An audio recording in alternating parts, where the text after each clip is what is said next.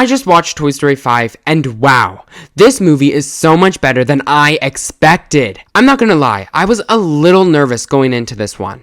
Toy Story 4 already felt like such a big ending, and I was sitting there like, how are they going to handle all these different moving pieces?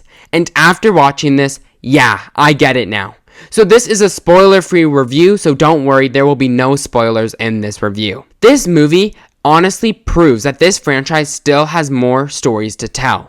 On the Flick Forecast scale, this gets a 5 out of 5 stars, so it's clear skies. I would absolutely watch this again in theaters, and honestly, I think everyone should go and see this on the big screen. So first off, the animation. Now, I don't think this movie looks as quite visually nice as Toy Story 4, because that movie just looks beautiful. It looks so realistic.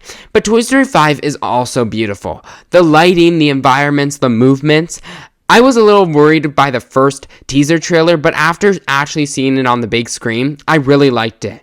And I really liked what they did with Bonnie's imagination. This new take with this watercolor style artwork, it was really beautiful. So I liked this new take on it. This movie actually goes deeper than I expected. It talks about growing up, friendship, feeling left out, technology, and change. But I really liked that it didn't do the simple tech bad, toys good thing.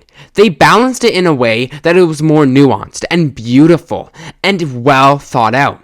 This movie shows how tech can help people, but also how it can be bad for people and the struggles with technology. And honestly, some of those emotional moments really hit hard.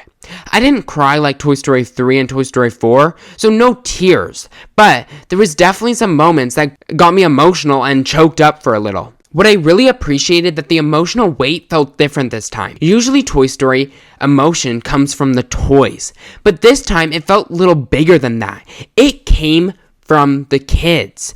Bonnie really carried the emotional weight this time. Yes, a little bit with Jessie, but a lot with Bonnie. Also, can we talk about Buzz? Without spoiling anything, this felt like Buzz again. If you were a little disappointed about how they handled Buzz in Toy Story 4, I think you are going to be happy here. He felt smart, he felt intelligent, he felt like he was making his own decisions, he felt like Buzz again, and I was so happy. And Jessie, she got some really great moments. I won't spoil anything, but some of those moments were emotional. But now let's get into what I didn't like about this movie, because let's be honest, not every movie is great, and I do have a few criticisms. There are so many characters now, and not everyone gets to do enough. Some side characters barely have moments, and there's definitely times when I wanted more from them. Because there's so many different characters, some of them didn't even talk, some of them were just standing there, and it was really disappointing because they really didn't get enough to do.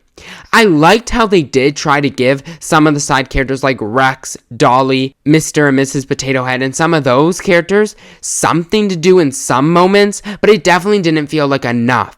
You know, they tried their best with all the characters they have, but I wish there was more, and I definitely do think that some of the characters gotta go. I don't know who's up on the chopping block, but some of them just got to go, even though I love them all so much. There's also this one subplot that I thought was really fun, but maybe cuts away from the main story a little too much, and that is with the 50 Buzz Lightyear army. It's not bad, it's just I noticed that overall, the movie was switching back and forth too much, and it was a little distracting. I felt like the pacing towards the second half of the film was beautiful. When everything synced up, it was just beautiful. So the beginning half was a bit choppy and moved quite fast, but, you know, it worked out in the end. So overall, I loved this movie. Honestly, I think it's way better than Toy Story 4. Not better than Toy Story 3, but that's my favorite movie.